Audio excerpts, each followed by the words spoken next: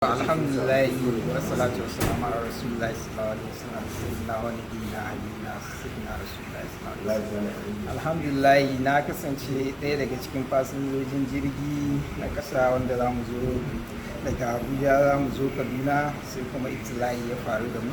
So muna hannunsu dai alhamdulillah har zuwa kwana 85. So ranar irin ta yau ran a talata ina zaune na gama sallan duha sai ina jin shirbi ina karanta sunan Allah ifu sai na ji ƙara sai muka ce wannan ƙarin bindiga ne sai na ce ina lillahi ina jin ma kaman ya same ni sai na duba sai na ga jini ne yake shigowa gajeren wandona ina ɗagawa sai yan uwana wanda muke tare da su a cikin ɗaki sai suke cewa an harbe ni sai na duba ya da gani sai dokta muna tare da shi sai ce kwanta da na kwanta sai aka duba sai aka gani sai na ciccire rigana sai singileti na jini yana ta zuba sai aka samu sai aka rufe wurin da harbin ya shafe ni a ciki na dan saman cibiya na ne kadan to a takaice da aka jira doktor shi ya zo sai aka dan samu sai ya zo da angula ba aljihun shi ya dan sa yatsan shi a cikin ciki na yana dan taba hanji na yana duba bullet din dan ba a ga inda bullet din yake ba a takaice so daga baya kuma ya ƙara sa almakashi ya ƙara dubawa yana tabawa ina ƙara ina lillahi wa inna ilaihi raji'un da sauransu dai to daga ƙarshe sai aka samu sai aka yi kokari aka rufe sai aka sa banda da sauransu. Shi bullet din ya shiga cikin jikinka ne ko kuma dai ya wuce ne? Har yau dai ba a sani ba. A ga bullet din ba kuma ba a gan shi a jikina ba amma dai yanzu muna fatan za mu je a history a duba amma har yanzu ba a gan shi ba kuma alhamdulillah. To wani irin hali kuka shiga cikin wannan watanni? To gaskiya dai tun daga lokacin daga muka ji kara a cikin jirgi muka ji karan bom tun daga lokacin a ruɗe muke yadda rana ma ta faɗi takalma na suka zube haka dai muke ta tafiya dai har zuwa kullum ana kwana da mu da bindiga su ba kwanciyar hankali ba nasuwa. To wani kira za ka yi shugabantar tarayya akan bayan Allah da kuka bari a can? To hakika gaskiya akwai tsohuwa da muka bar ta kai kusan shekara 90 da wani abu da sauran kuma yara ƙanana su ne musamman wanda suka fi a ba tausaya musu amma ko mutum ɗaya ba ma san ma ya ƙara kwana da haka abin da gwamnati tarayya za ta yi na ƙoƙari Allah ya ba ta iko da kuma sauran 'yan uwanmu da suke taimaka mana duk su yi ƙoƙari wannan mutane su biyo bayan gobe laraba in Allah ke mu. To masha Allah. The situation is really dire and terrible. Okay, can you say about your experience? Please. My experience is really terrible. I mean, you can see I just finished shedding tears of joy that I've been. I mean, I have returned back home and I'm going to be reunited with my family very soon. Now, quite frankly, it's not the experience I've been through. I mean, the last 4 months is not something I would like even my enemy to go through.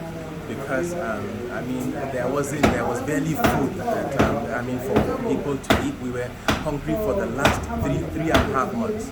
I mean, we were quite surprised in the last 2 weeks. They actually, I mean, they started bringing a food stuff that we ate and we were actually okay in the last 2 weeks. But then for the first 3.5 months, we were actually very hungry. And when I say very hungry, this is an understatement. I mean, there were days that we go, I mean, just eating once. We ate once on certain days.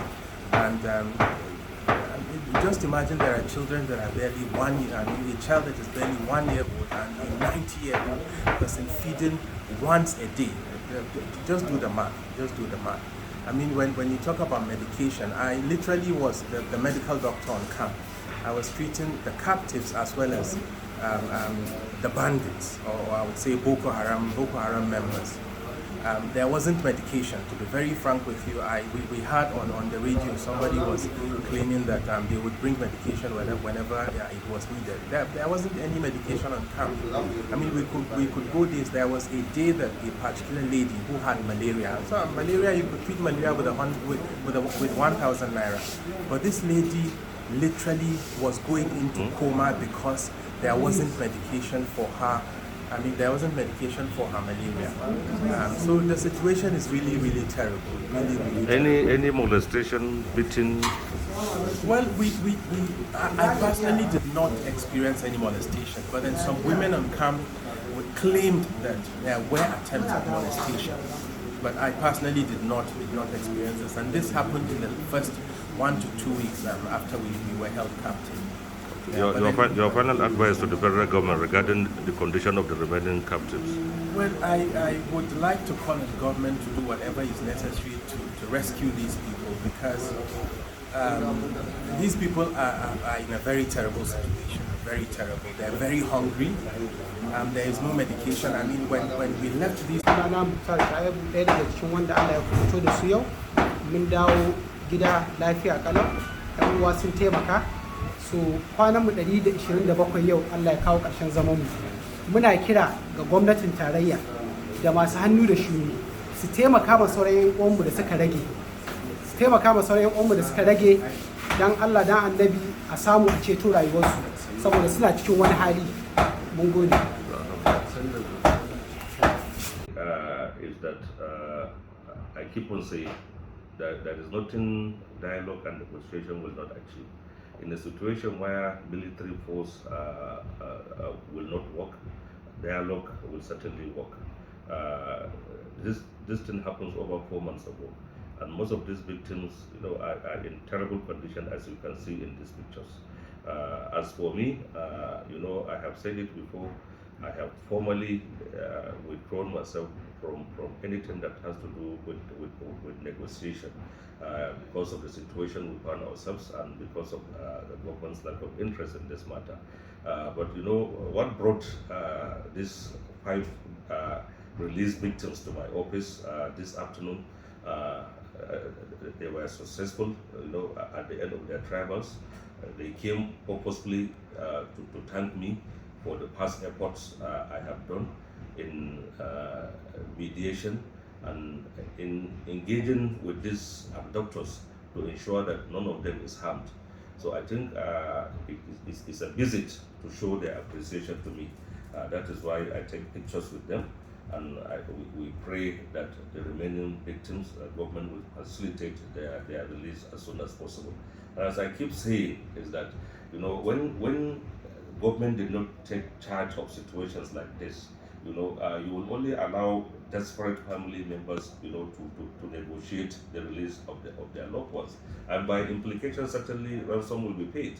So, if, for example, things like that will happen, then what will be the fate of the majority of the captives that are there, who cannot even raise as small as 100,000 naira?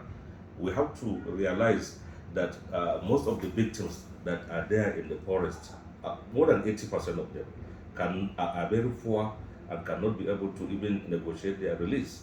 So I think government has to have to consider these glaring realities and then come to the aid of these remaining victims as soon as possible.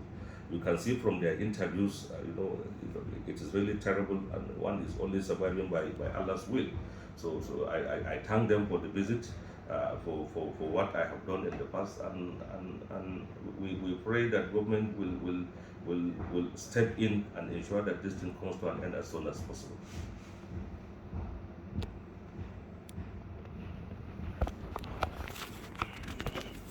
Because one has one bad only picture among